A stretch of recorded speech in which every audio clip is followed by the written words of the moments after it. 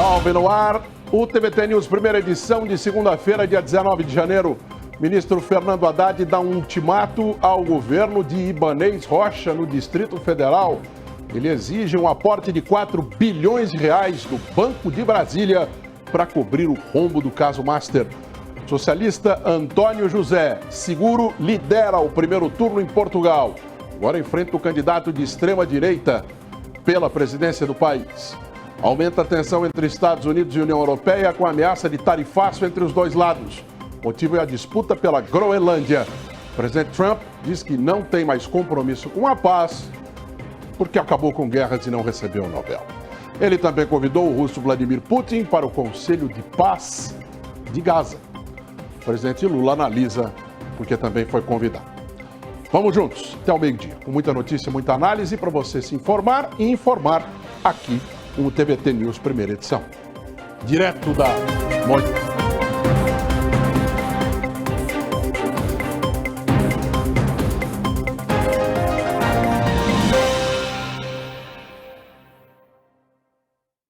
Direto aqui da chuvosa Avenida Paulista, vamos juntos. Fernando Haddad, o ministro da Fazenda, deu um ultimato ao governo do DF e exigiu o aporte de 4 bilhões de reais do Banco de Brasília sob o risco de intervenção federal.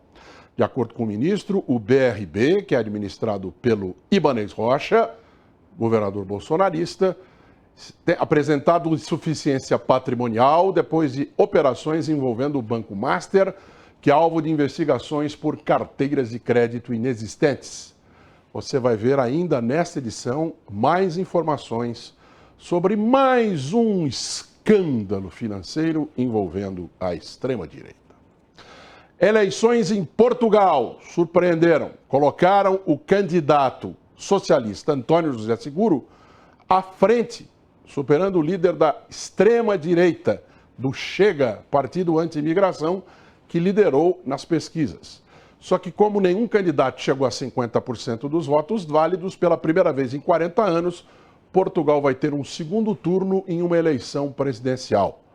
Ela foi marcada pela perceptível polarização política. Esse é o André Ventura, o extremista de direita anti-imigração.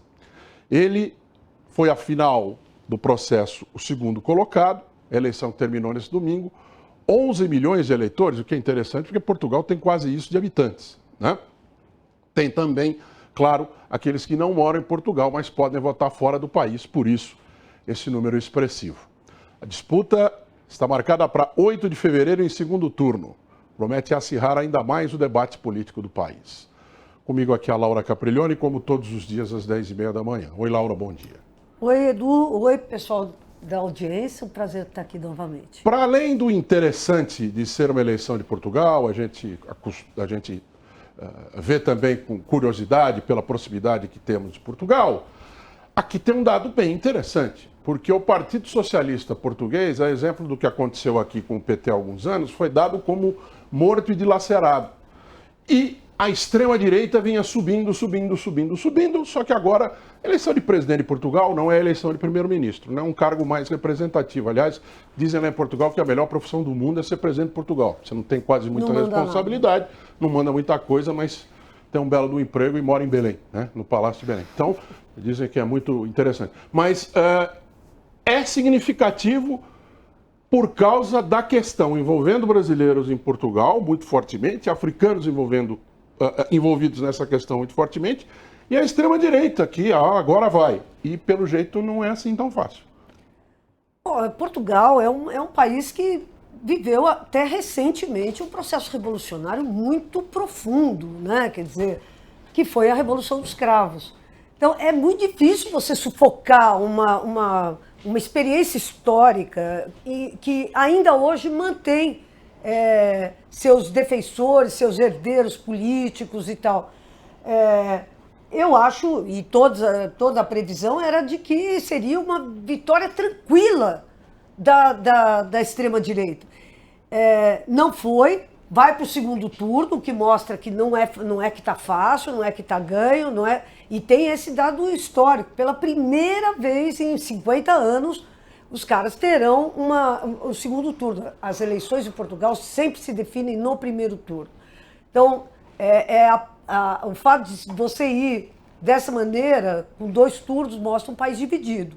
É essa situação, mas, enfim, a extrema-direita está encontrando uma resistência histórica e que, por enquanto, é majoritária no país. A gente está tendo, nesse instante, um governo de direita com o aporte da extrema-direita. O que fez acreditar, inclusive para os analistas, de que a vitória seria ainda mais simples. Não foi. Então, não ser uma vitória mais simples. Tem algum recado para além de dentro de Portugal? Porque a gente vê que na Europa também essa discussão acontece. Marine Le Pen na França, a Giorgia Meloni hoje aliás, um governo estável em se tratando de Itália, né? Há bastante tempo já ela é a primeira-ministra. E na Espanha a gente tem um governo socialista, mas sempre fustigado. É algo que talvez possa ser um sinal. Essa é a prova de que a Europa... Eu acho que, porque, de novo, a questão central, colocada no centro do debate político em Portugal e em toda a Europa, é a questão da imigração. Mas isso mostra que a própria Europa não está fechada com isso. E eu acho que está um processo interessante, porque é a queda de uma... a Europa está no momento que ela está tendo que cair na real. Ela não é aliada dos Estados Unidos. Quer dizer, essas desfeitas todas, esses tapas na cara que os Estados Unidos estão dando, enfim, isso tudo esvazia um discurso que é um discurso nós, os brancos, os sabidos, os arianos, os não sei o que lá. Quer dizer, olha como os Estados Unidos estão tratando esses países que são a sede desses poderes coloniais. Então, eu acho que a Europa está tendo que tomar um susto. E eu acho que essas eleições em Portugal são um pouco desse susto, entendeu? Quer dizer, desabou o discurso, né? O discurso está desabando. A gente vai falar sobre isso, esse envio de soldados para a Groenlândia. Cara, a Europa está ficando patética. Nós vamos falar sobre isso. Mais um susto na Europa agora de manhã. O presidente Trump dos Estados Unidos disse em uma carta ao primeiro-ministro da Noruega que não se sente mais obrigado a pensar puramente na paz, porque não recebeu o Prêmio Nobel da Paz, que é entregue por uma entidade norueguesa, né, e reiterou sua exigência de controle da Groenlândia. A carta foi obtida hoje pela agência Reuters. A União Europeia estuda uma retaliação comercial de 93 bilhões de euros, meio trilhão de reais, contra os Estados Unidos depois das ameaças de Trump de anexar a Groenlândia. Milhares foram às ruas contra esta ameaça, essa imagem que nós estamos vendo. Segundo o Financial Times de Londres, o bloco avalia tarifas e restrições a empresas americanas como forma de pressão diplomática. A presidente da Comissão Europeia, Ursula von der Leyen, que estava aqui nos trópicos no final de semana, veio assinar na sexta-feira o documento do acordo União Europeia-Mercosul, reafirmou que vai defender a soberania da Groenlândia e da Dinamarca.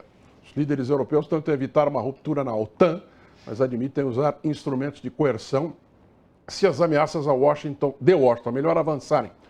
Trump continua a ofensiva de anexação e anunciou tarifas de 10% aos países que enviaram tropas à Groenlândia.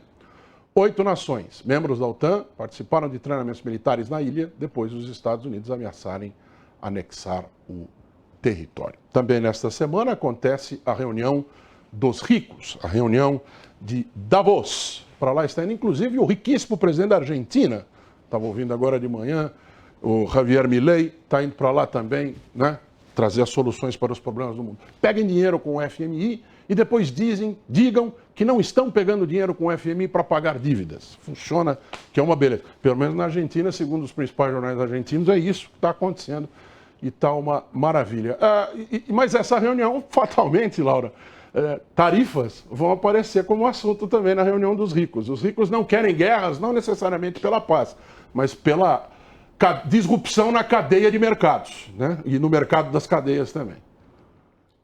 Edu, esse final de semana foi algo na linha do Doutor Fantástico, movendo o tabuleiro da geopolítica mundial, não é? Quer dizer, Gente, foi muita bagunça, foi muita confusão. O Trump, ele já vinha falando nessa história da Groenlândia. Aí a Europa pega e fala, não, peraí, o conselho local fala, não queremos, Não, dos groenlandeses. Os pinguins, perdão. Os pinguins falam, não queremos ir para os Estados Unidos. Aí a Dinamarca fala, não queremos ir, não queremos ceder.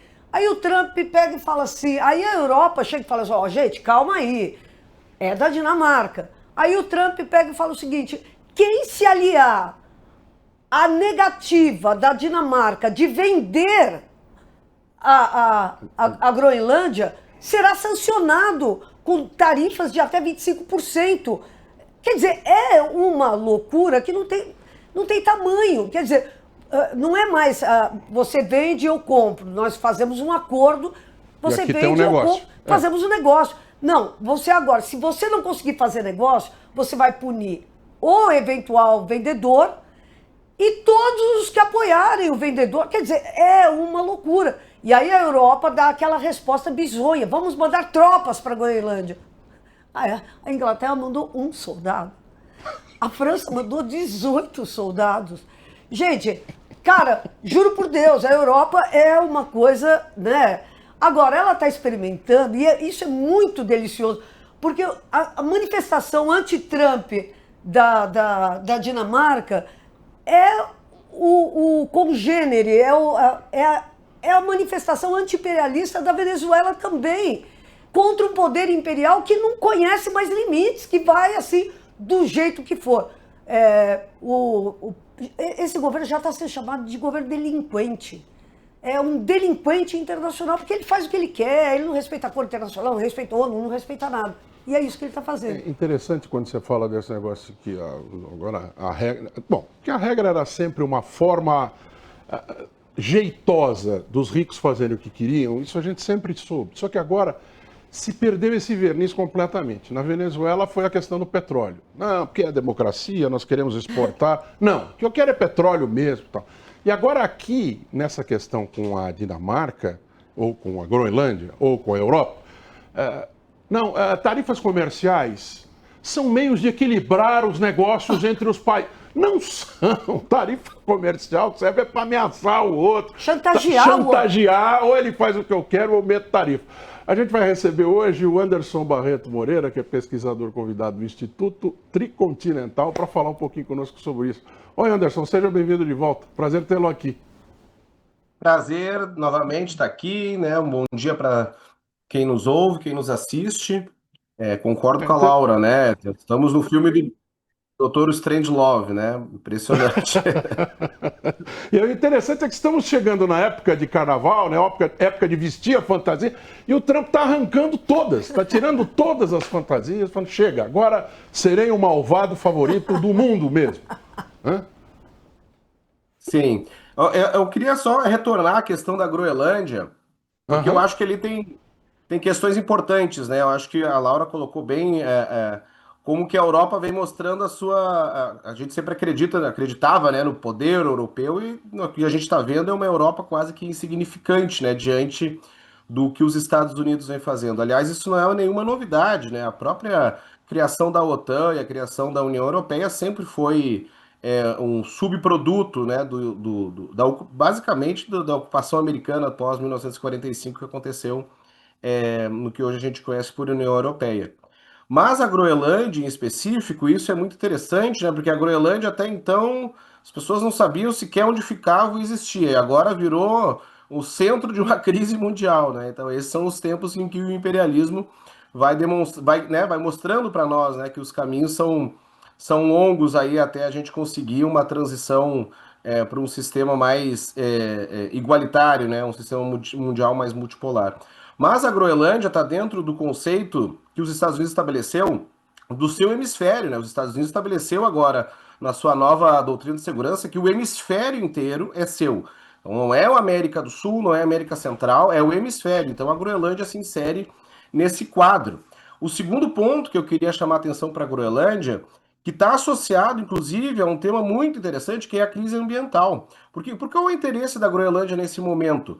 A questão é que há uma previsão do derretimento, né, do gelo do Ártico, ou de uma parte do gelo do Ártico, A China já criou a sua rota da seda polar, a Rússia tem uma presença forte na região do Ártico, e os Estados Unidos estão percebendo que a nova fronteira nas próximas décadas será a rota do Ártico, né? Que vai, entre algumas previsões, reduzir prazos de viagem entre 30% e 40%. Então, acho que isso é importante a gente ter em conta, que apesar do discurso negacionista de que há uma crise climática, os Estados Unidos sabem que há uma crise, e inclusive agora começa a preparar o seu tabuleiro de segurança e econômico com vistas a essa crise.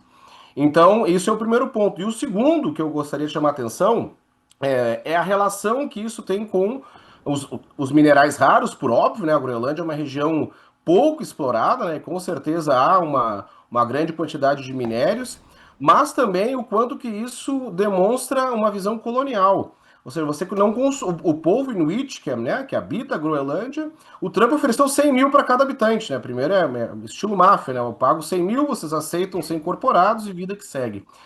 E houve uma rejeição. Não, nós não queremos, né? A Groenlândia tem um status de autonomia, uma relação com a Dinamarca, né? Que tem ali as suas questões de relações exteriores e defesa, e a Dinamarca pertence à OTAN. Então, no fundo, nós estamos vendo uma crise muito profunda, ainda que pareça pontual, do grande acordo pós-1945, né? O Trump vem dizendo isso há muito tempo, né? Chega, os Estados Unidos não têm mais que bancar a OTAN, a Europa que se vire com seus problemas, né? Que banque a sua defesa, até porque nas relações, né, das tarifas, a Europa tem historicamente um superávit nas relações comerciais com os Estados Unidos, mas o que os Estados Unidos afirmam é isso: vocês têm um superávit em parte porque nós bancamos a defesa do continente europeu, né? E é verdade, né? Não há nenhum soldado da OTAN nos Estados Unidos, mas há milhares de soldados dos Estados Unidos em solo europeu, bases americanas, mísseis, enfim, o que a gente imaginar hoje em solo da Europa.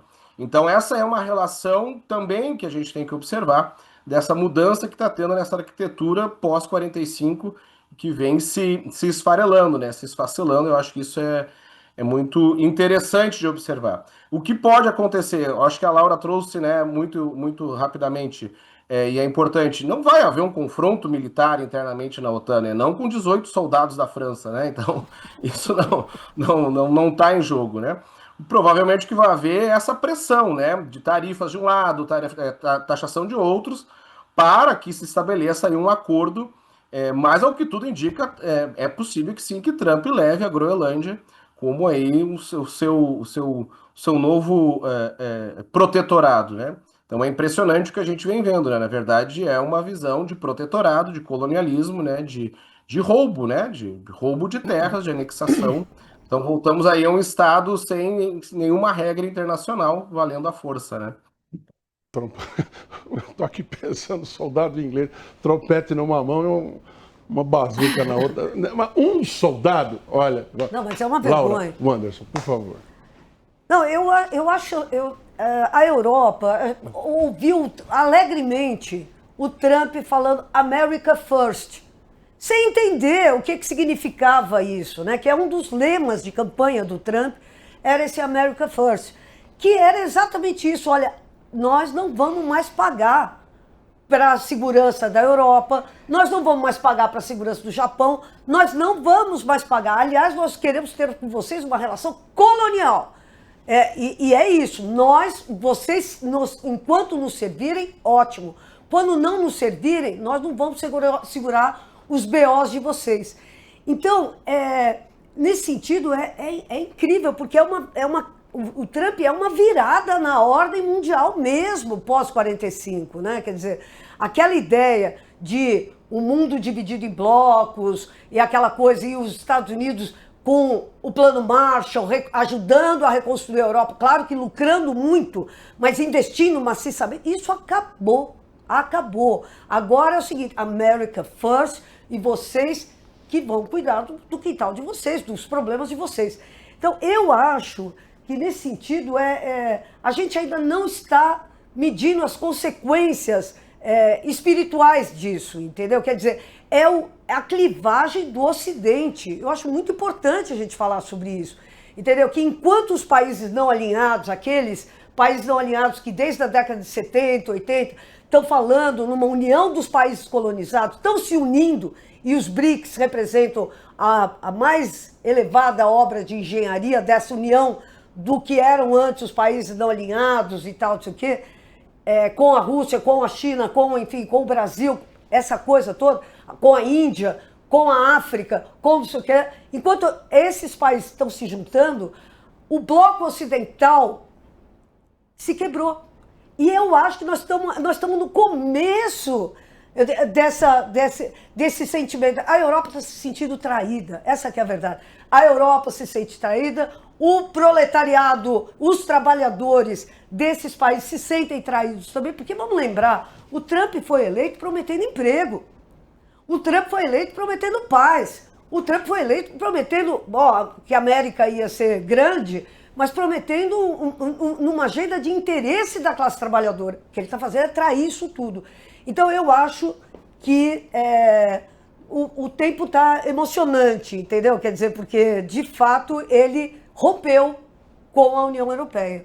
E eu acho que esse é o recado que está sendo dado nesse exato momento. Claro que nada disso vai cair, vai desabar amanhã, mas é um passo que eu acho que nenhum presidente americano, desde o pós-guerra, tentou fazer. E eu estou aqui pensando, Anderson, assim, quando ele fala, cuidem da segurança de vocês, que eu não quero mais gastar com isso, significa não só que ele ordena que a Europa gaste, que o Japão gaste, como gaste com ele. Com ele. Né? Porque vai ter que comprar armamento dos Estados Unidos. Exatamente. Ou seja, querendo ou não, vai ser uma submissão econômica cada vez maior. A OTAN, na verdade, ela é uma compradora de armas dos Estados Unidos, né? Essa é a grande realidade, né? Os acordos feitos, né? A maioria, claro, a indústria alemã tem certo peso, a indústria francesa, né? Mas com exceção, acho que França, Inglaterra e Alemanha, que tem uma presença um pouco maior na indústria bélica, não sou especialista, né, nessa área, mas a gente percebe. Mas a vasta maioria do armamento que hoje a Europa tem, isso a gente viu na Ucrânia, inclusive, né? Então a guerra da Ucrânia revelou o que é que a OTAN possui. Então, quando nós falamos, né, dessa grande crise mundial que nós estamos vivendo, a guerra a questão da Ucrânia revelou as fraquezas da OTAN, que até então nós imaginávamos a OTAN invencível, imbatível, e esse foi a grande quebra de paradigma que a Rússia, ao fazer a sua operação militar especial, revelou. Ou seja, a Rússia hoje luta contra os 32 países da OTAN e ela produz hoje em 3 meses, isso o próprio presidente da OTAN, o Mark Rutte, falou, que a Rússia produz em 3 meses o que os 32 países produzem. A maioria dessa produção é norte-americana, né, dos Estados Unidos. Então, a OTAN sempre foi uma estrutura dos Estados Unidos. E é isso que a Laura falou, a saída dos Estados Unidos, ou pelo menos os Estados Unidos dizendo, virem-se com essa situação, provoca uma crise, um pânico, né? A Inglaterra, a Grã-Bretanha disse, olha, podem pegar a Groenlândia de vocês, né, desde que a OTAN siga, porque esses países sabem que a situação... Por isso mandou um soldado, né? O envio de um soldado diz o que o país pensa sobre essa relação, né, também. Então essa é uma questão que nós temos que observar. O Japão, por exemplo, hoje dissolveu o seu Congresso, convocou novas eleições, né? A nova primeira-ministra fez um orçamento de guerra, né? O Japão vai voltar a se rearmar, e isso alarmou a China. Então nós estamos vendo situações que são clivagens, são rupturas que vem acontecendo nessa arquitetura de 1945 para cá, e tende a se acentuar, né? Há uma situação... E o Trump, ele é o acelerador disso, né? O Trump não em si, né? Mas o que ele representa, né? O que o seu governo representa, né? Com essas suas várias facções internamente. Mas eu acho que isso também esconde muito o que está acontecendo dentro dos Estados Unidos, né? Nós temos uma crise interna dos Estados Unidos, manifestações massivas, protestos, né? Então há uma situação muito, muito complexa dentro dos Estados Unidos, econômica, social e política. Claro que o Trump domina a cena mundial, porque assim que o presidente dos Estados Unidos lança, né, um texto seu no tweet, né, ou que seja, a cena mundial, os noticiários saem atrás, mas isso tem escondido bastante a situação de crise interna também americana, né? Aliás, tem muita gente aqui para falar dos Estados Unidos. Não estou falando dos Estados Unidos, estamos falando do mundo. Aliás, vamos fazer, primeiro, né? Primeira-ministra do Japão, vírgula, de extrema-direita, sempre para não lembrar, recém, então é bom a gente lembrar sempre, dissolvendo o parlamento, como disse o Anderson. E agora vamos chegar no Brasil com uma pequena volta, passando por Israel, Rússia, até vir para o lado de cá. Impressionante. Agora de manhã, uma notícia de que Vladimir Putin está sendo chamado por Trump para fazer parte daquele Conselho de Paz das Nações, não é das Nações Unidas, não, é da Palestina. Né? Como se Nações Unidas ainda houvesse e fosse do bolso de Donald Trump. Conselho de Paz, que inclusive também teve como um dos seus convidados o presidente Lula. O governo brasileiro já dá toda a indicativa de que o presidente Lula não vai aceitar, porque como é que ele vai aceitar? Se ele aceitar, ele está chancelando que alguém de fora tem que resolver a questão da Palestina. E o presidente Lula sempre disse, não, quem tem que resolver a questão da Palestina são os palestinos e, sem interferência externa, fazendo com que um lado, né, tenha uma proeminência, inclusive bélica, enormemente, gigantemente maior do que a outra. Chamar Putin para isso também, Laura, coloco esse assunto na mesa para você. Gente, agora é esse o Conselho de Segurança da ONU. Vamos dar um tapa na cara da Europa? Vamos chamar o Putin, que eu não sou a Europa. Portanto, isso não é problema meu. Mas, cara, o Putin, segundo o modo de entender da Europa, é o principal inimigo da Europa. Ele ameaça a Europa, ele move guerra contra um país que queria entrar na OTAN. E o que o Donald Trump faz? Chama o Putin para o conselho chamado Conselho de Paz. Gente, a Europa, ela está sendo abusada sexualmente. Tá um absurdo. A gente vai ter que denunciar isso para algum órgão de proteção. Direitos humanos. É incrível, é um tapa na cara, mais um tapa na cara da Europa. Isso dito, o presidente Lula só pode recusar a participação desse Conselho de Paz. O Putin só pode negar a participação dele, porque o Putin entraria num conselho que é presidido pelo Trump? O conselho tem os seus membros escolhidos pelo Trump. O Trump toma as decisões, os outros acatam, você não tem a possibilidade de reverter a decisão. É um órgão do Trump e com seus vassalos. Obviamente o presidente Lula, que quer, em vez de ser vassalo, ele quer entrar no Conselho de Segurança da ONU, ele quer poder fazer parte ativa do centro de decisões. O do Lula vai pegar e falar, tem razão, Trump, eu vou seguir os seus caminhos. E o Putin vai fazer isso? Nunca, jamais, em tempo algum.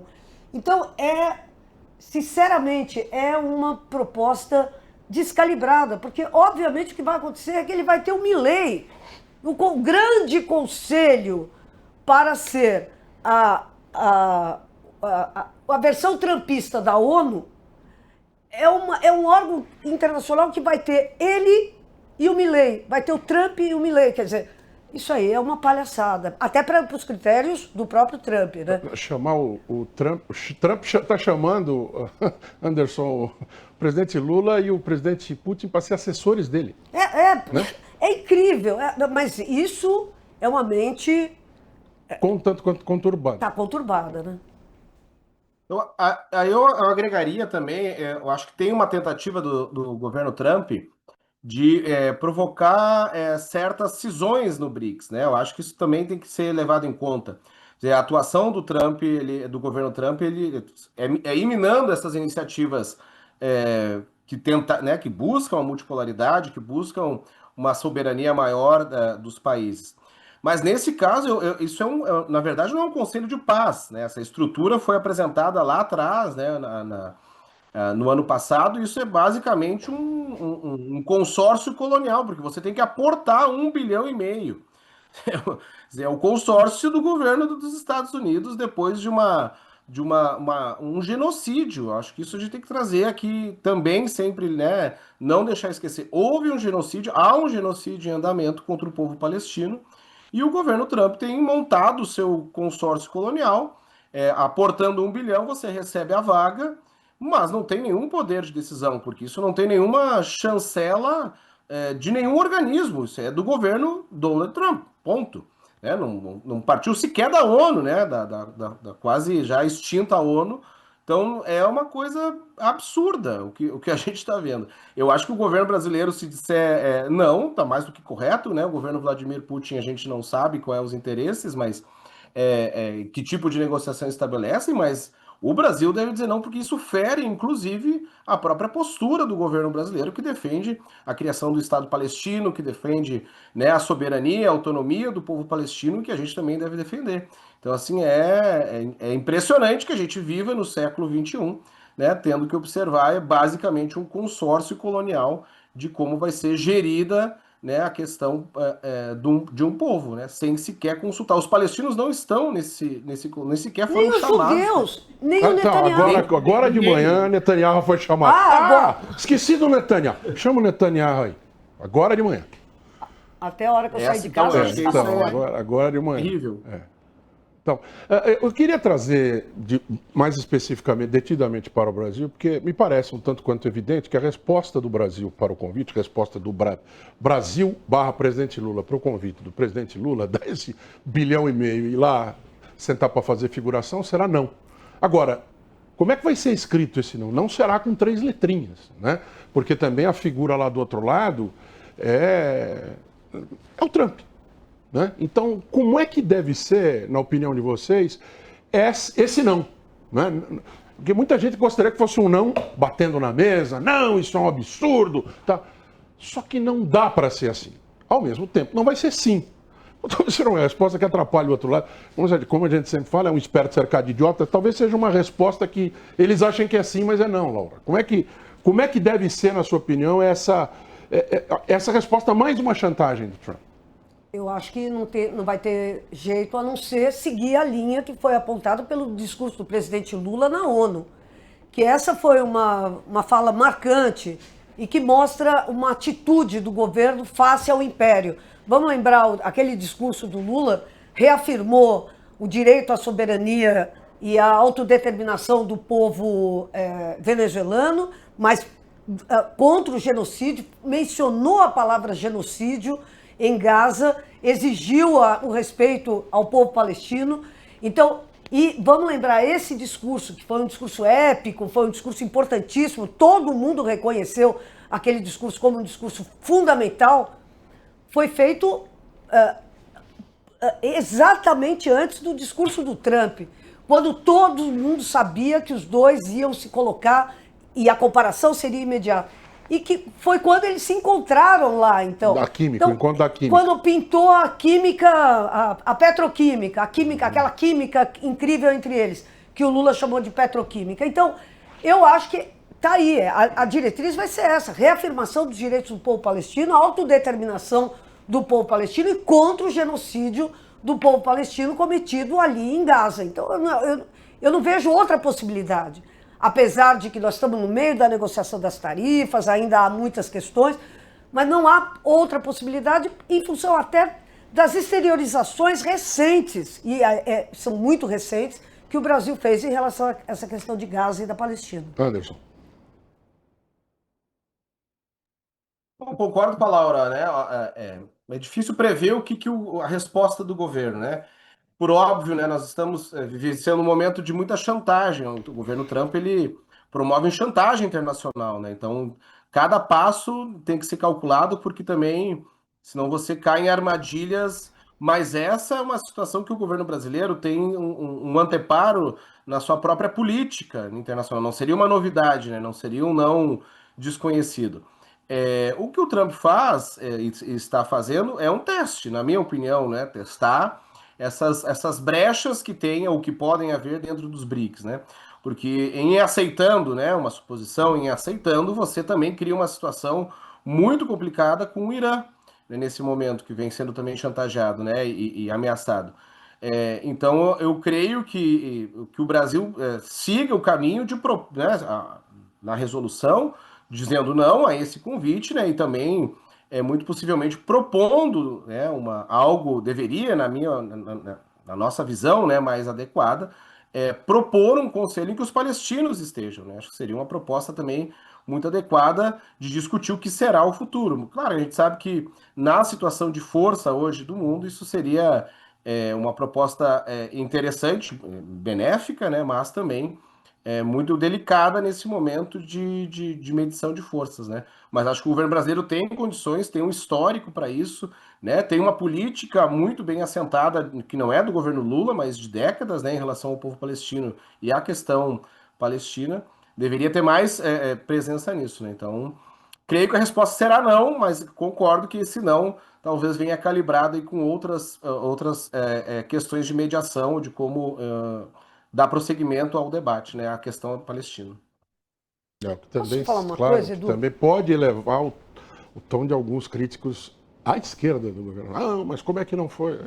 A diplomacia solicita para que o resultado seja aquele que se objetiva quando se toma ou não se toma certa atitude, Laura. Eu acho que nós estamos num momento tão importante da conjuntura mundial, né? Estamos num momento tão importante porque, olha, a China tem essa primeira-ministra japonesa que é ameaçadora, né? Nós temos o Irã sob ataque, nós temos a Venezuela sob ataque, nós temos todo esse cenário. Agora, nós temos um fato que é capital no meio disso tudo, que é a vida dentro dos Estados Unidos. Que, cara, vão enfrentar uma eleição daqui a pouco, que pode pegar e colocar o Trump pendurado na brocha. Então, eu acho que é muito importante a gente ver que está todo mundo olhando com extrema cautela, porque o Trump está fazendo um conselho de paz para administrar Gaza. Quem disse que depois das eleições parlamentares, se houver essas eleições, e aí toda aquela discussão que nós estamos... Mas o povo está resistindo. Dentro dos Estados Unidos, o povo está resistindo. Parlamentares estão resistindo. Quer dizer, está havendo uma consciência.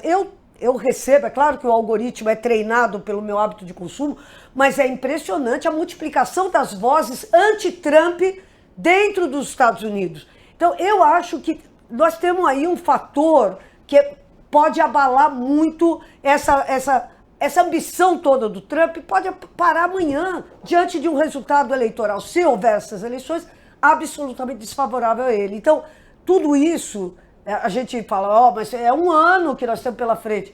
Um ano, como diziam os chineses, como dizem os chineses, não é nada no rumo da história, entendeu? Mas se as massas americanas conseguirem frear o Trump, toda a situação mundial sofre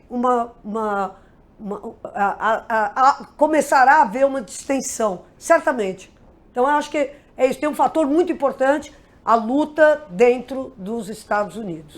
Acho que esse é um ponto que a gente tem batido sempre. Por mais que de fora possam vir respostas duras, socialmente fortes, se não houver uma reação interna nos Estados Unidos, nós estamos falando de 320 milhões de habitantes. Né?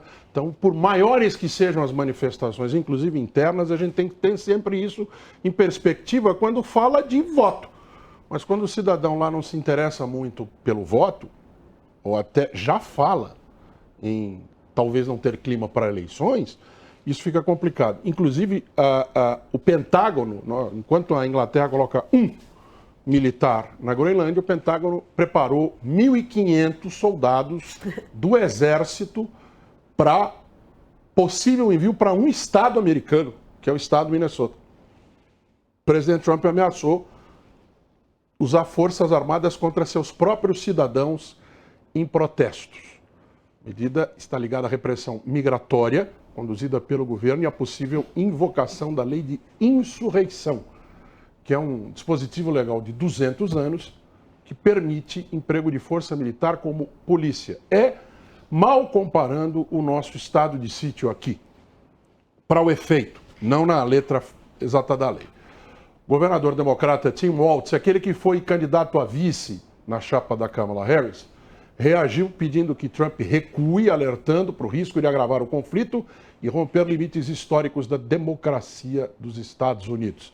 Democracia dos Estados Unidos, a gente sabe o que quer dizer esse termo vindo da boca de um americano, Laura. Mas, de novo, é mais um teatrinho colocado que se sustentava, de certa maneira, pelo menos na frente das câmeras e para muita gente, que agora também se espatifa diante de um presidente não muito interessado em aparências como Donald Trump. Dentro dos Estados Unidos, já uma parcela imensa da população já tem o Donald Trump na conta de um tirano. De um tirano, de um cara que está ameaçando tudo aquilo em que esses caras acreditaram durante 1000 anos. Gente, é uma reversão de expectativa. Essas cenas, nós não estamos dando conta, porque nós estamos muito acostumados com uma polícia violenta. Então a gente olha e fala, isso aí acontece toda hora nas favelas aqui, então é igual. Não, não é igual, gente. Não é igual. Os Estados Unidos têm tem corpos policiais bem treinados e tal, tanto que a taxa de mortalidade policial nos Estados Unidos é ínfima. Uma vez nós fizemos uma pesquisa, um trabalho de quantas pessoas a PM mata em um ano aqui. Era mais do que tudo que se matou nos Estados Unidos em 10 anos. Você entende?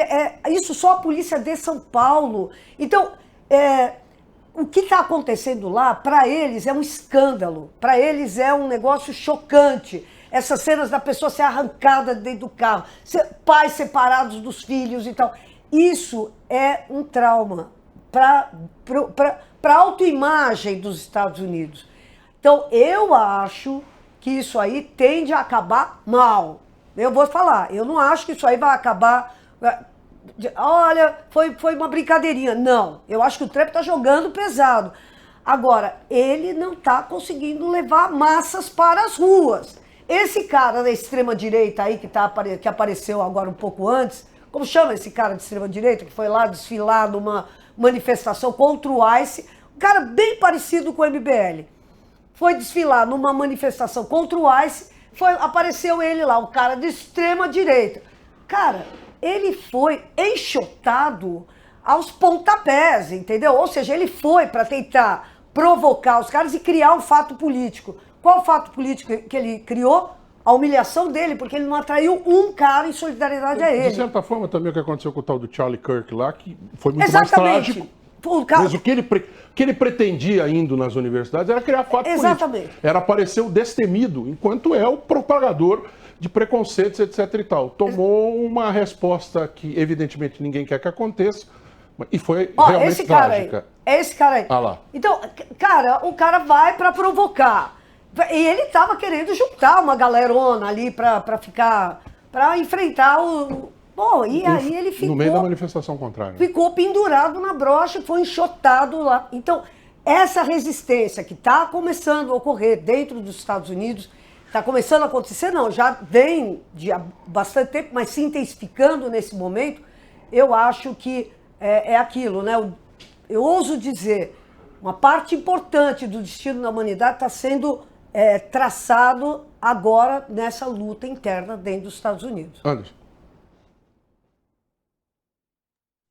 Acho que concordo plenamente com a Laura, né? O ICE foi criado no governo Trump, né? Nós temos que entender, o ICE é uma milícia, né? Não é um órgão, não, ele é uma milícia criada no governo Donald Trump. Você recebe um treinamento e o seu objetivo é a caça aos imigrantes.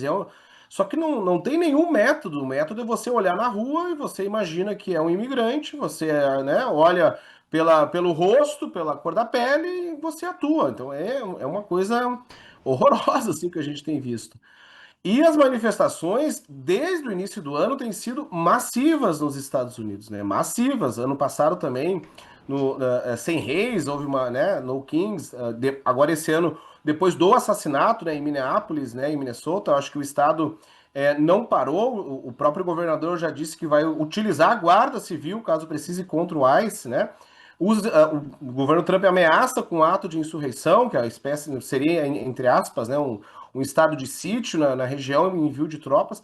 Então, isso que a Laura falou é uma situação extremamente delicada. Os Estados Unidos têm um longo histórico de confrontação civil, e o que eu gostaria de chamar a atenção é que o acesso às armas é algo muito comum. As pessoas andam armadas nas ruas, né? Circulou muito nas redes esse fim de semana uma declaração dos Panteras Negras, né? Da retomada. Houve, inclusive, na Filadélfia, eu acho que em Chicago também, uma marcha dos Panteras Negras, todos, né? Como a gente conhece a história do Black Panthers, né? Também armados e autodefesa. Então, assim, mas também você encontra inúmeros vídeos de supremacistas armados nas ruas, desfilando também com seus fuzis. É uma situação. Olha, é impressionante, uma situação social extremamente delicada, provocada por uma situação econômica também. Os Estados Unidos é um país deficitário, é o país com o maior déficit do planeta, né? Só não quebra porque tem seus mecanismos imperialistas, né, econômicos, o dólar e outras tantas coisas que impedem que isso aconteça. Mas a situação interna dos Estados Unidos eu acho que nós temos que ter muita observação constante, porque não é uma situação simples, não é uma crise interna que vem se acentuando, que o governo Trump já disse, as eleições de meio, né, os midterms que se tem agora, caso ele seja derrotado, haverá um impeachment, né? Ele mesmo, eu vou ser impeachmentado se eu for derrotado. Então, e tem se acentuado esse autoritarismo, e o discurso do governo o ICE está liberado, as forças de repressão estão liberadas, atuem como quiser, façam o que vocês quiserem, e nós temos assistido, né, um forte aumento, não é mais só uma questão de imigração, né, tem se tornado basicamente uma milícia que anda nas ruas impedindo manifestações contra o governo. Quer dizer, eu acho que é importante observar esse giro que está acontecendo, né? Uma milícia que foi criada anti-imigração, que na verdade vem se tornando já basicamente uma polícia de Estado, uma milícia de Estado, né, que impede manifestações contra o governo Trump. Então, os Estados Unidos, né, a sua situação interna é muito importante que a gente tenha um acompanhamento bem de perto, né? E sempre digo, quanto mais o Trump fala para o exterior ou cria problemas no exterior, mais problemas internamente ocorrem, né? Então, acho que isso é um sinal do que nós estamos vivendo. Anderson Barreto Moreira, Instituto Tricontinental, muito obrigado pela participação hoje. Volte sempre. Obrigado e um abraço. Muito obrigado. Só para passar a régua aqui nesse ponto dos Estados Unidos, a sensação que eu tenho, Laura, é muito, sabe aquela bola, aquele balão de água que vai enchendo, enchendo, enchendo e sempre vai, por algum motivo, na brincadeira, alguém está embaixo. Né? Daí troca a pessoa, passa a bola e tal, porque uma hora aquela bola vai estourar e a água vai molhar quem estiver embaixo. Trump está querendo empurrar essa bola porque ela está se esgarçando demais. E vem desde a década de 70, quando americanos param de acreditar no governo no Watergate. Deixam de acreditar piamente no governo. Deixam de acreditar piamente no que diz o Exército logo depois com a Guerra do Vietnã. Depois vem a deterioração econômica. O governo, a década de 80, que você tem começa essa deterioração econômica. Aí vem final dos anos 90, a União Soviética acaba, então agora nós somos os reis do mundo. Aí vem 11 de setembro. Aliás, antes de 11 de setembro, você tem a eleição de 2000, que o sistema eleitoral americano entra em xeque. Aí você tem 11 de setembro logo em seguida. E aí você tem tudo que veio depois com o Afeganistão, Então, junto disso tudo, a deterioração econômica acontecendo. A sensação que eu tenho é que a bola de água lá, o balão de água, está para estourar e o Trump está... Ele não vai querer ficar com essa bola, então ele vai jogar essa bola para cima da cabeça de alguém de qualquer jeito. A situação americana e é muito louco, né? A gente pensa que a história acontece em soluços, mas ela tem um fio de continuidade tremendo. E eu acho muito legal a gente perceber esses fios quando eles começam a se puxar. Por que Minneapolis é esse lugar que concentra hoje todo o esforço e o ódio do Trump? Por que Minneapolis? Não é porque Minneapolis descobriu que, olha, a gente quer ser amigo dos imigrantes. Não é isso. É que Minneapolis foi onde aconteceu a história do George Floyd, que inflamou os Estados Unidos e toda a luta, a questão da luta contra o racismo, sofreu uma atualização com o povo negro dos Estados Unidos se levantando, mas não é que se levantou foi para uma passeata na Paulista. Não foi isso. Você sabe muito bem. Ali é uma sociedade que tem um grau de violência tão grande que quando a violência explode, ela explode mesmo. Foram delegacias e mais delegacias pegando fogo. Ali com a rebelião do povo negro e dos aliados da causa antirracista, em manifestações muito fortes. Bom, o George Floyd foi morto em Minneapolis, foi em Minneapolis que tudo começou. E agora, essa perseguição a Minneapolis, ela foi movida para quê? Era o ICE para combater uma quadrilha somali, supostamente, uma quadrilha de bandidos e traficantes somalis, ou seja, negros. Pretos. Então, quer dizer, não é mais... Se fosse em qualquer outro estado, talvez, por exemplo, em Nova York, certamente o setor mais atingido são os latinos em Nova York. Mas ali não, ali é negro. E isso inflama os Estados Unidos, porque aí lembra de questões que estão muito lá atrás. E aí, por isso, aparecem os Panteras Negras. Não é que apareceram porque, olha, reapareceu do nada. Não, reapareceu porque sempre esteve aí. Porque sempre esteve aí a necessidade de lutar contra esse sistema, que ao fim e ao cabo é um sistema racista. Aliás, quando eu falei aqui Guerra do Vietnã nos 60 para 70, tem que se colocar do lado do que eles chamam de direitos civis, que é a luta contra o racismo. É o nome que eles arrumaram para dizer... Direitos, quando eles dizem luta pelos direitos civis, é luta contra o racismo. Racismo institucionalizado. Em 1960, nos Estados Unidos, você tinha leis que determinavam que pessoas pretas tinham que ir pela porta de trás ou no ônibus, inclusive. Aliás, essa semana morreu uma das primeiras mulheres a resistir a esse negócio de que, olha, quando entra um branco preto tem que levantar ou tem que sentar lá atrás no ônibus. E nós estamos falando em 1960. Vamos em frente com informações de agora de manhã. A jornalista Rosiane Kennedy, do Estadão, aponta que o ministro da Fazenda, Fernando Haddad, alertou a direção do BRB, Banco de Brasília, sobre a necessidade de colocar 4 bilhões de reais na instituição, tirar do orçamento do Estado, no caso do Distrito Federal, como unidade estatal, né, unidade federativa, e colocar esse dinheiro no banco. Por quê? Segundo o governo federal, a responsabilidade pelo esforço de capital é do acionista controlador do BRB, governo do Distrito Federal, que é chefiado por Ibanez Rocha. Para quem não se lembra de quem é o Ibanez, primeiro é essa figura que está aparecendo aqui ao lado. Depois é aquele governador que foi afastado no dia do 8 de setembro. No 8 de setembro foi afastado e depois foi trazido de volta às suas funções. Caso esse dinheiro não saia do bolso do Ibanez, é bolso do distinto público, mas é gerido pelo Ibanez. Indo para o BRB, o banco pode sofrer uma intervenção. Investigações da Polícia Federal e do Ministério Público indicam que o Banco Master, teria vendido ao BRB 12 bilhões e 200 milhões de reais em carteiras de crédito que não existem. Depoimento do ex-presidente do banco, Paulo Henrique Costa, disse que o BRB não conseguiu recuperar cerca de 2 bilhões de reais investidos na instituição privada antes da liquidação determinada pelo Banco Central no mês de novembro do ano passado. O BRB diz que o tamanho do prejuízo ainda está em análise. No fundo, Laura, eu estava pensando nisso hoje de manhã, é o distinto público que vai pagar essa conta, seja de que jeito for. Que pelo menos, já que vamos pagar, que pelo menos os responsáveis não fiquem apenas ricos. Ricos vão ficar, sempre ficam, mas que também paguem um tempinho de cana, pelo menos, né?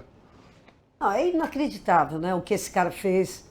Pegar o dinheiro... Não, e isso que você falou é importante. Que seremos nós que pagaremos, sim, seremos nós. Mas, principalmente, diretamente agora, o servidor público de Brasília. Esse não vai ter aumento o Ibanez já falou, olha, gente, nós vamos ter que contingenciar o aumento, porque nós estamos sem dinheiro. Estamos sem dinheiro porque entregou isso. O dinheiro do contribuinte, o dinheiro meu, seu, nosso, entregou para o Banco Master. Quer dizer, agora, o cara acha que pode fazer isso, que o Banco Central vai lá reimprime dinheiro. E o que o Haddad está falando é o seguinte, não, você vai ter que pegar e provisionar 4 bilhões, vamos ver como é que vai fazer. Agora, não pode ser caso da mãe Joana. Meu amigo aqui me falou do investimento, vou pôr 12 bi. Gente, só deu para recuperar. Isso numa primeira avaliação E é segundo o ex-presidente do BRB. Não significa que seja isso. Até agora, são pelo menos 2 bilhões de dinheiro que já se perdeu. De dinheiro do contribuinte que já se perderam. Isso numa primeira avaliação. Certamente é muito mais e é por isso que o Haddad está pedindo 4 bi.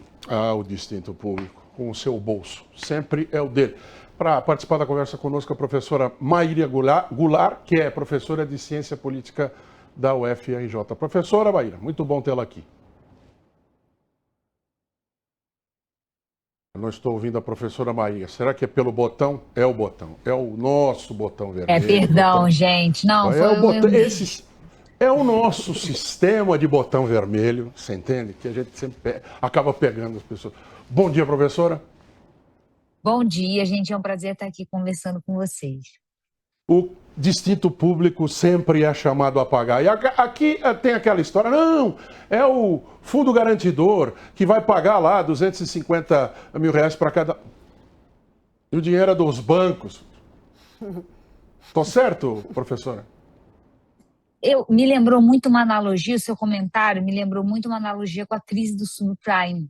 Eu não sei se vocês se lembram, em 2008 houve uma grande crise econômica mundial, global, e ela foi devida a uma manobra de bancos para aumentar seu lucro e, de maneira bem resumida, eles vendiam títulos podres como se fossem títulos bons. E várias empresas do sistema financeiro lastreavam, ranqueavam erroneamente esses títulos. Não foi assim uma só mandou e aí as outras... Não, várias instituições cuja responsabilidade é ranquear títulos o fizeram de maneira inadequada. E, de maneira geral, quem foi responsabilizado, quem pagou o ônus por essas manobras não foram os envolvidos nas manobras, nem quem lucrou com elas. Foram os tesouros públicos de diferentes países, inclusive da União Europeia, que foram abertos para garantir que essas instituições financeiras não quebrassem. Me parece que a gente está vivendo um momento análogo, com o envolvimento aqui, no nosso caso, de muitas autoridades da República, e aí acho importante enfatizar autoridades que são centrais no nosso judiciário, no sistema judiciário, mas também entre partidos importantes, como é o caso do PP, que estão diretamente envolvidos com esse escândalo e dificilmente vão pagar o preço por isso, porque é um escândalo difícil de entendimento difícil. Então, acho que a repercussão eleitoral não vai ser alta. Acho que entre nós, né, circuito de formação de opinião é escandaloso, a gente fica muito aturdido com esse montante e com o número de envolvidos, mas mais do que o que mais me preocupa é que esse tipo de escândalo reforce sentimentos antipolítica, porque tendo em vista o alto número de autoridades envolvidas, e a gente sabe que esse sentimento de ninguém presta, é todo mundo bandido mesmo, ele é péssimo para a República. O cidadão precisa acreditar que o voto dele faz diferença, precisa acreditar que a participação dele cívica faz diferença. Quando a gente vem com esse discurso de ninguém presta, é todo mundo farinha do mesmo saco, a gente joga esse cidadão para uma postura privatista. Eu vou correr atrás do meu, porque é isso que importa, que é muito lesiva para as instituições republicanas. Aliás, a professora citou lá o subprime, né? O nome, né? O banqueiro, da vez era um Bernie Madoff, que era de um dos bancos que faliu e tal. Ele morreu preso. 150 anos de cana e ele morreu em 2021. Estava preso na Carolina do Norte. Mas não é o bode expiatório, porque ele fazia parte do esquema, né? Era o chefe do esquema.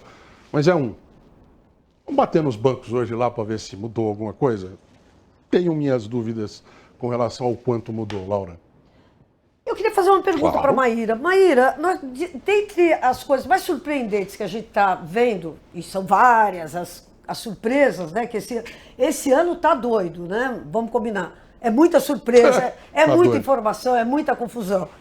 Mas uma das coisas, a meu ver, mais interessantes é ver como a esquerda brasileira saiu de uma posição extremamente indignada com o Banco Central e passou a ser a maior defensora do Banco Central. O Banco Central, o seu poder ele tem que ser independente, porque aí ele, independente, ele pode pegar e fazer coisas como liquidar o Banco Master e tal, não sei o quê. Mas até ontem a gente estava defendendo que o Banco Central, né, tinha que estar mais alinhado a um projeto político como é o projeto do presidente Lula.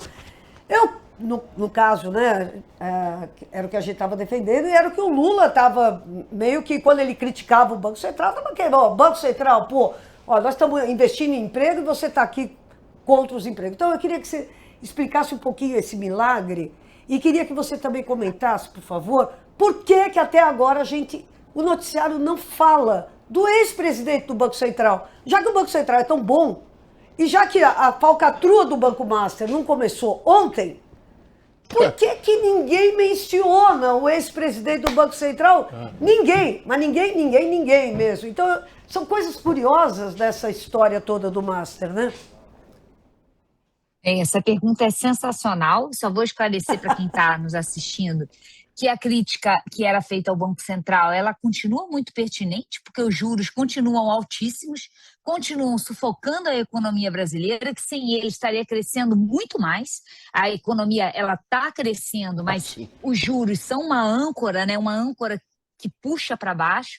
E a crítica do Partido dos Trabalhadores, do presidente, era muito centrada nessa inexplicável manutenção de juros altos, mesmo sem a gente ter uma demanda particularmente aquecida e nem com crescimento baixo, né? A gente tem uma conjuntura que não explica esses juros, mesmo com comparações internacionais. Mas agora a esquerda se coloca, isso, olha, não sei o que vocês acham, né? Mas a nossa direita e a conjuntura empurra a esquerda para um lugar de garantismo, de defesa da institucionalidade, de garantia do status quo, que é muito ruim, porque a esquerda sempre foi o lugar da imaginação, da radicalidade, mas esse lugar está sendo ocupado por ideologias tão irresponsáveis, tão lesivas, que nos cabe tentar garantir o status quo, o Estado democrático de direito, a Constituição de 88, a separação dos poderes e até mesmo a independência do Banco Central, quando ele é alvo de críticas, sem nenhum compromisso republicano. A ação tanto do Toffoli, né, a ação do Toffoli com a Polícia Federal e as críticas que foram feitas por esses influenciadores ao Banco Master revelam que, dos influenciadores ao Banco Central e a postura de investigação do Banco Central revelam que essas instituições precisam ser defendidas porque elas estão vulneráveis a um esquema que tem conexão com essas ideologias lesivas, né? Porque esses mesmos influenciadores, essa mesma estratégia está sendo utilizada, por exemplo, para a campanha do Tarcísio. Aliás, vamos ainda nesse assunto com notícias de hoje. O Lauro Jardim no Globo está dizendo que nos bastidores do Supremo, atrás dos bastidores, cresce a pressão para que o ministro Dias Toffoli deixe a relatoria do caso Master. De acordo com a nota, não há um só ministro do Supremo que defenda a manutenção do caso nas mãos dele. Primeiro motivo, a série de decisões consideradas não convencionais, que é um belo de um termo, algumas revistas diante da repercussão negativa e do questionamento jurídico. Segundo ponto é um conflito de interesses que ligam um resort no Paraná, de propriedade de parentes do ministro, à teia de fundos fraudulentos associados ao banqueiro Daniel Vorcar. A solução mais avaliada seria um pedido de afastamento feito pelo próprio ministro sob alegação de problemas de saúde, que abriria o caminho para um novo sorteio da relatoria. Nesse cenário, a defesa de Vorcar torce para que o caso caia nas mãos do ministro Nunes Marques, Ocasio com K. Sempre se tem uma solução para o andar de cima, né? Sempre se tem uma solução pensada que não seja o arcar com as consequências. Aqui no caso do ministro Dias Toffoli e do Supremo, que eles arcassem com as consequências. Só que não, né, professora Maíra? Não. E isso acontece no momento em que o Supremo precisava ser resguardado. Porque essa ideologia de extrema-direita que prolifera no tecido social, ela tem no Supremo Tribunal Federal, nas Cortes Supremas, o gatekeeper, o goleiro, o guardião da estrutura constitucional, dos valores da democracia liberal. E o Supremo ele vai ser cada vez mais acionado para defender os direitos civis, para defender os direitos políticos, para defender a separação de poderes. No caso do Brasil, para defender a separação de poderes no tocante à dinâmica orçamentária, com o caso das emendas. Então, o Supremo está tendo que defender os direitos civis dos ataques da extrema-direita, defender o orçamento público da prevaricação com as emendas e, ao mesmo tempo, envolvido em esquemas complicados, né, seus ministros envolvidos em esquemas complicados, que não é apenas o caso do Toffoli, que parece que ultrapassou limites, né, do bom senso, com aquela coisa de dar um prazo inexequível para a execução das tarefas que ele tinha indicado, mas envolve também a esposa do Alexandre de Moraes, que, e aí eu acho importante que a gente faça uma reflexão de que um ministro do Supremo Tribunal Federal, nós temos 11 ministros, são cargos estruturantes para a República. E isso deveria ter um ônus compartilhado para a sua família. A sua família precisa se retrair de empreendimentos privados. Por isso que eles devem ganhar bem, devem ser bem remunerados, protegidos, para que as suas famílias se retraiam de ambientes privados, para que eles não prestem consultoria em nenhum momento para nenhum ente privado. Foi ministro do Supremo, tem que se retrair do espaço de negociações econômicas privadas. E eu acho que esse escândalo do Banco Master revela a importância de avançar com aquela dinâmica que foi engavetada, de fazer uma espécie, né, de discussão sobre um código de ética para o Supremo. A questão do código de ética, qual é o limite familiar, por exemplo? Primeira geração, segunda geração, quarta, quinta, sexta, limite do bom senso. Mas, ora, o bom senso. Onde ele anda, por onde ele... Talvez, Laura, Maíra, talvez no exterior esteja o bom senso, mas não no caso aqui em que eu vou trazer. Porque nas próximas 3 semanas, Flávio Bolsonaro vai fazer um tour pelo exterior. E se é o Flávio Bolsonaro, o bom senso vai sair e tentar ir em outra direção. Oficialmente, a viagem é para aproximar relações com líderes da direita mundial. Extraoficialmente, é uma tentativa de buscar fora do país o carimbo, que ainda não tem, dentro de casa, de ser o candidato. O roteiro é revelador porque muitos dias de viagem trazem poucos compromissos confirmados. Arábia Saudita, Hungria, são possibilidades, mas o único destino realmente garantido é Israel. Nos bastidores, a avaliação é de que o tour internacional expõe mais fragilidade da pré-candidatura do que um projeto concreto de poder. Eu estava aqui, eu não tinha lido essa nota que eu acabei de ler antes, eu estava aqui pensando, talvez fosse Portugal, né? Porque hoje a expectativa dessa moçada era de que o novo presidente de Portugal fosse do Chega, fosse o André Ventura, candidato que ontem acabou ficando em segundo e agora vai ter que passar por um segundo turno contra o candidato do Partido Socialista. Vamos cair na eleição, inclusive aqui de estados, porque a ministra do Planejamento, Simone Tebet, é vista no Palácio do Planalto como um dos nomes mais leais ao presidente Lula e passa a ser tratado como possível alternativa para a disputa pelo governo de São Paulo. Aliados do presidente destacam que, desde o início do 3º mandato, Simone Tebet tem atuação alinhada às principais decisões do governo e já deixou claro que está ao lado de Lula na campanha da reeleição.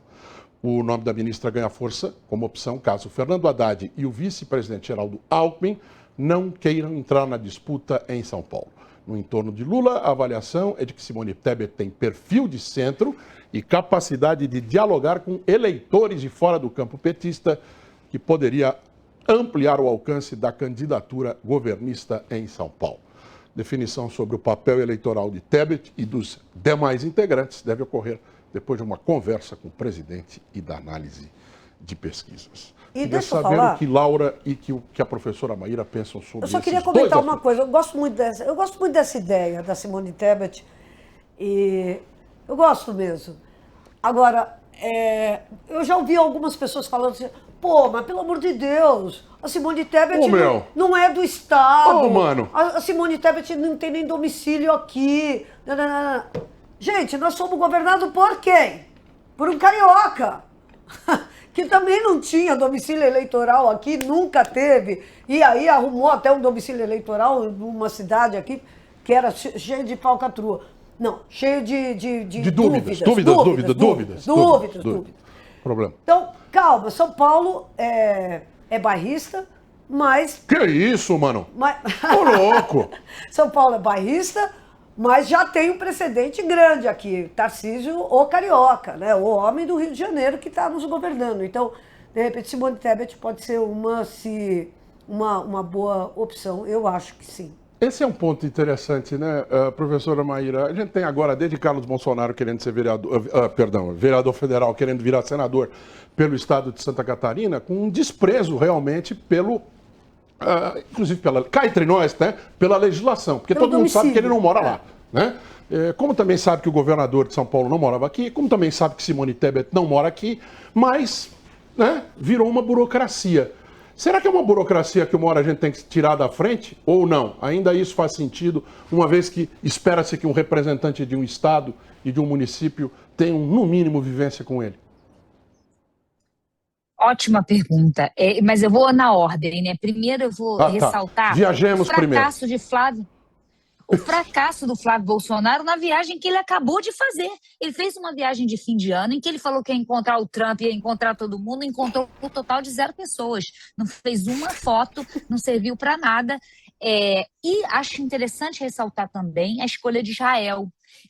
Eu sou colega de um professor, o professor Michel German, que ele apresenta um argumento que eu acho interessantíssimo, que como modelo de Israel e a sua truculência com os palestinos e a retórica de extrema-direita, ele é importante para essa extrema-direita que a gente, a despeito dos fracassos da família Bolsonaro, nós não podemos menosprezar a importância do link internacional ideológico na configuração dessa extrema-direita. Ela é uma extrema-direita que ela se articula, que ela pensa internacionalmente, e Israel tem um papel importantíssimo para isso. E o Rio de Janeiro, também com a truculência policial, com a opressão dos favelados, é como se fosse um negativo do que acontece em Israel, né? E Flávio é senador do Rio de Janeiro, é uma pessoa do Rio de Janeiro, a despeito do quanto ele circule no mundo, ele é determinantemente um carioca. E ele é até da Tijuca, vizinho meu. Vamos ter mais... O próximo coisa que a gente vai falar. Simone Tebet, excelente nome para São Paulo. Mas ainda acho que Geraldo Alckmin é o melhor nome para disputar essa eleição, que pode ser determinante para a eleição do presidente Lula.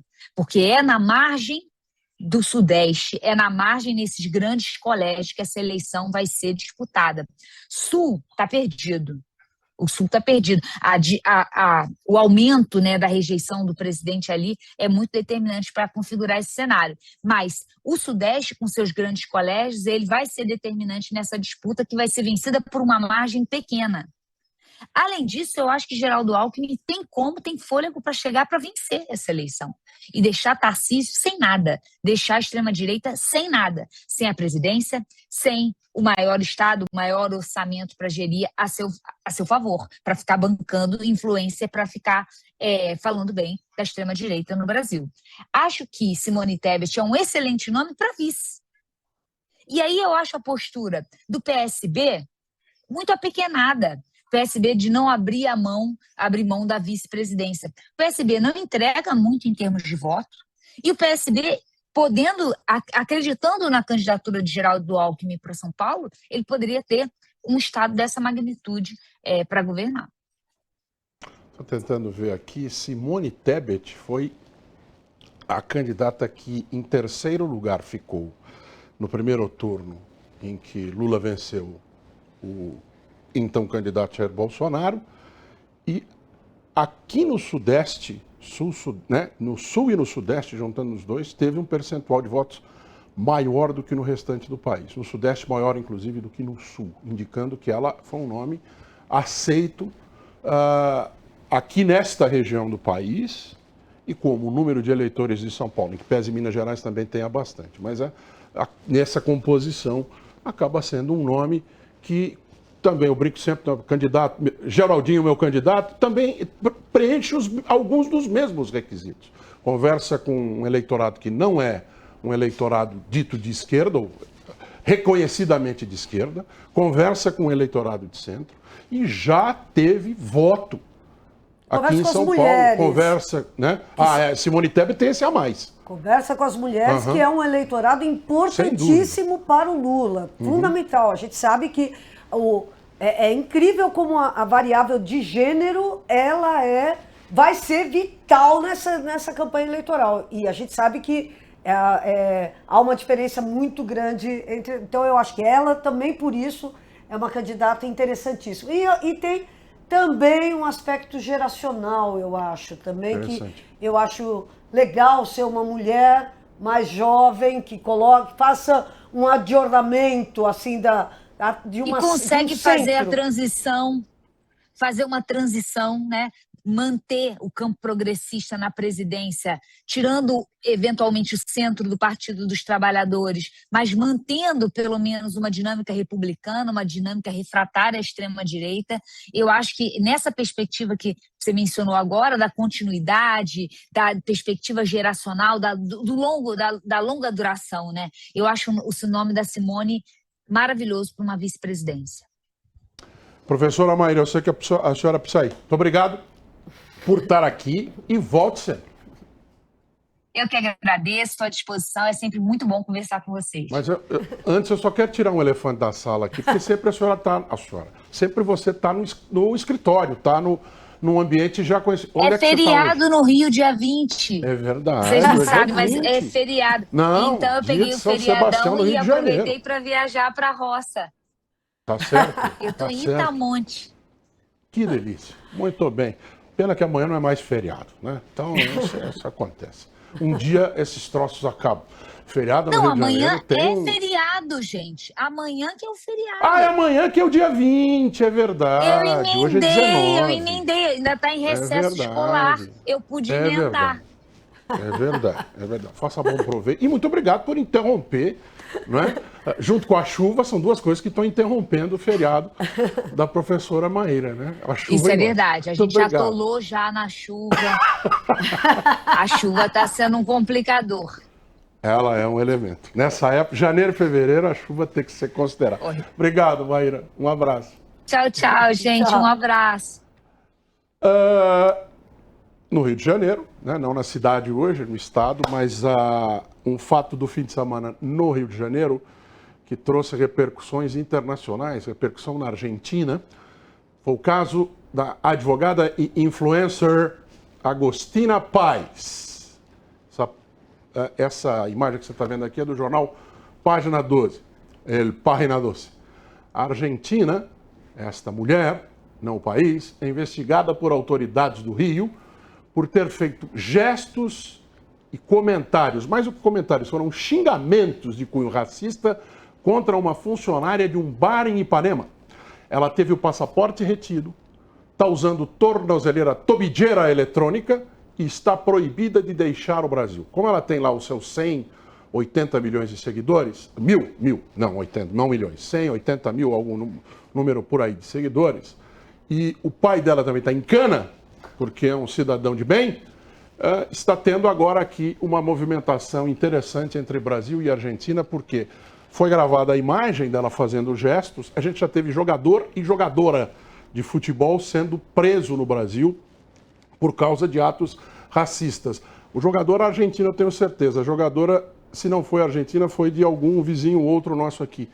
A legislação brasileira, em que pese o país ser racista institucionalmente e nas suas entranhas, a legislação brasileira de combate a gestos e atos racistas sejam xingamentos, sejam gestos, gestuais, seja a linguagem utilizada, ela é muito avançada, a ponto de ser tratada, ser desconhecida de alguns estrangeiros, Laura, não só no sentido de não conhecerem a nossa legislação, mas de acharem que a nossa legislação, acharem que aquilo não é possível ser lei, que eu posso xingar quem eu quiser. Né?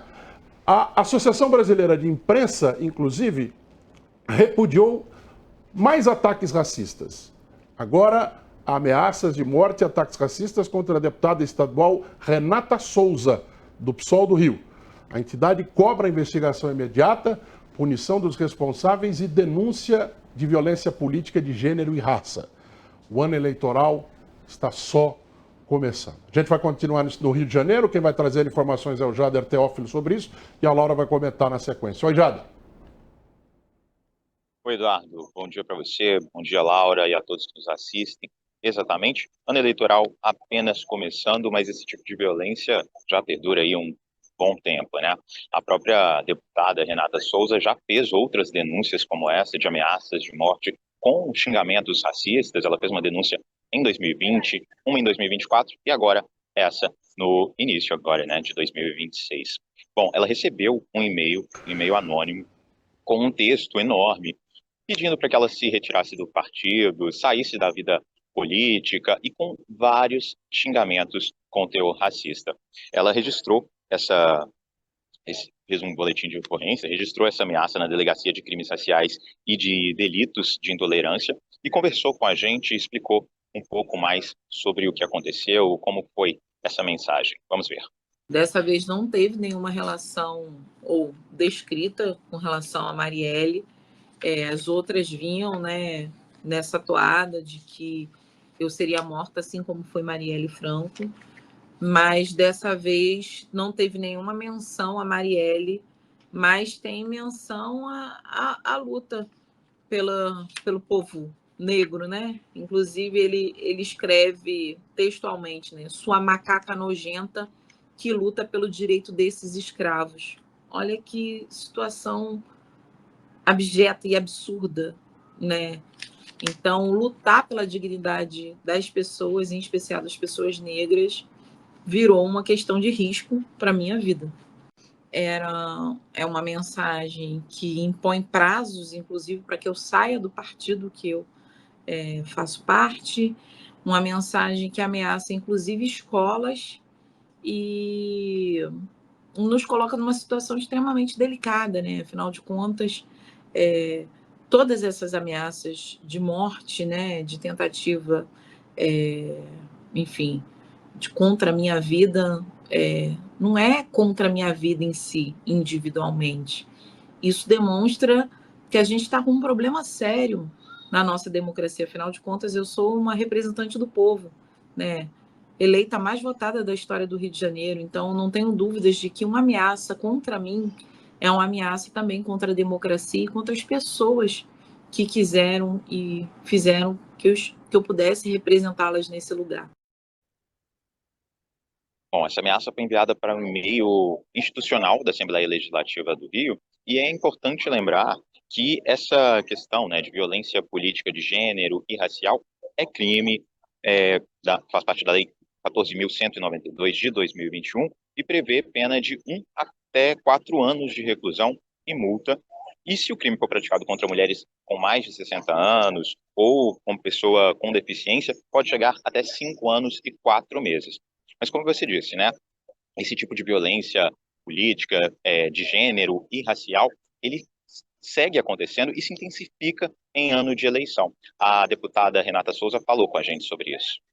O teor da ameaça, além de ser muito racista, né, enfim, me chamando de macaca, enfim, todos esses tons pejorativos, chamando as pessoas negras de pessoas escravas, enfim, um show de horror.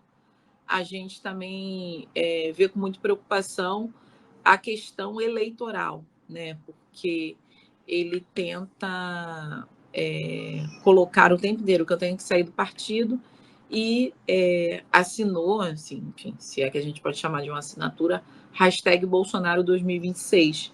Então, num ano eleitoral, a violência política de gênero e raça ela é muito maior. E, obviamente, são as mulheres negras as que mais sofrem com essa situação. Bom, o registro foi feito na sexta-feira, na última sexta-feira, e agora o que a deputada e toda a sociedade esperam, né, Eduardo, é que essa pessoa, o responsável por esse meio, seja identificado e responsabilizado. Eu volto com vocês. Sem dúvida. Obrigado ao Jader, falando do Rio de Janeiro, ali da Cinelândia. Eu falava mais um minuto antes do Jader entrar, quando eu trazia, Laura, a informação sobre o ato de racismo daquela advogada influencer argentina no Rio de Janeiro, que a nossa legislação é avançada a ponto de não ser conhecida no exterior. Tem gente no exterior que não só não sabe que racismo no Brasil é crime, porque no país dele não é, como não imagina que o xingamento hoje em dia seja crime em algum lugar no mundo, né? Então trata como se fosse o racismo de sempre. E o brasileiro tem brasileira ainda tem mais ou menos a mesma relação com essa lei de violência de gênero e de raça na política. É um crime específico, traz consequências específicas, o que denota um avanço na nossa legislação, só que uma necessidade de adequação, não é adequação, a lei tem que ser aplicada sempre, mas a quantidade de vezes em que essa lei vai sendo aplicada é que vai induzir um comportamento melhor, ou que não seja pelo receio, seja pela educação com relação a esse assunto, o assunto do racismo. Olha, eu vou falar pra você que eu acho que essa advogada, ela é advogada, mano.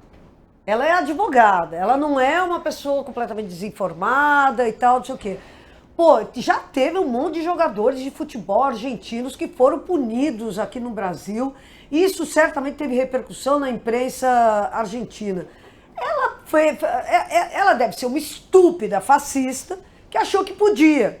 Eu acho que o problema não é que a nossa legislação é muito avançada, é que ela é um monstro moral mesmo, entendeu? O que ela fez, ela pegava e gritava, mono, mono, mono, que é macaco em espanhol. E refazia o gesto, aquele gesto nojento para humilhar o rapaz, imitando um macaco. Quer dizer, é uma pessoa que merece mesmo, está passando pelo perrengue que ela está passando, está em prisão. Tobideira. Ela está com a tornozeleira, ela não pode voltar para casa, enfim, merece pegar e sofrer um pouco mais. Eu acho que, aliás, ela deveria, como é um crime imprescritível, eu acho que era bom ela pegar e amargar uns bons trabalhos sociais, um tempinho de cadeia, também faz bem. Eu acho que aí ela não vai esquecer mais. Então, Bangu, tem que pagar. Bangu é um calor em todos os sentidos. E queria falar sobre esse negócio. Muita gente leva na brincadeira esse negócio de ameaça por internet. Eu acho isso super importante. Vamos lembrar, o Rio de Janeiro é o local que matou Marielle Franco. Então, no Rio de Janeiro tem milícia pra caramba, tem tudo quanto é coisa para pegar e amanhã aparecer mais um corpo estendido no chão. E se for de parlamentar, a gente já viu que eles não têm muita cerimônia, como mostraram no caso da Marielle. Então, imagina a vida dessa parlamentar, como deve estar... Cara, são pessoas que precisam estar na rua, são pessoas que precisam estar conversando com o povo em qualquer lugar. Imagine o medo dela, entendeu? Porque essa violência pode sim acontecer. Não é só alguém que fala só para aterrorizar. É uma possibilidade. Eu acho que essas pessoas têm que ser punidas exemplarmente, entendeu? Porque você não pode ter o direito de tirar o sossego e a liberdade de movimento de uma pessoa só porque você quer externar a sua opinião maligna contra um grupo social. Amanhã 10h30, estamos combinados? 10h30. Posso sentar aí do seu lado amanhã? Porque amanhã a nossa Thalita Galli volta de férias? Jura? É amanhã? É amanhã. Bom, oba! Você sabe, você já deve ter passado por isso, eu já passei por isso, né? Na véspera da volta, você liga no departamento pessoal, é amanhã que eu tenho que voltar, e às vezes você recebe uma ótima resposta. Não, é depois de amanhã. Então vamos aguardar para ver amanhã, mas a princípio é amanhã que a Thalita volta das férias dela, mas se não for amanhã, será na quarta-feira, e ela estará por aqui. Obrigado, Laura. Obrigada. Até amanhã. Principalmente obrigado a você. Hoje eu nem falei do nosso chat, tá animado, amanhã falo, prometo, a gente volta a meter a cabeça aqui para buscar mais informações sobre vocês, mas continuem. É sempre bom. Como eu sempre digo, inclusive, se o cara bate com os cascos do lado de lá, você vai lá e delicadamente responde do lado de cá, porque o algoritmo gosta disso. Nos encontramos amanhã, então, às 10h30. Às 4 da tarde está aqui o Dom Ernesto e ele vai estar no TVT News, segunda edição. Uma boa segunda-feira para você. Vão subir os nomes daqueles e daquelas que fazem o TVT News, primeira edição, segunda edição e também tem muita gente aqui que faz o nosso site. Aliás, dê uma passada lá para saber sempre das últimas notícias. Uma boa tarde para você também.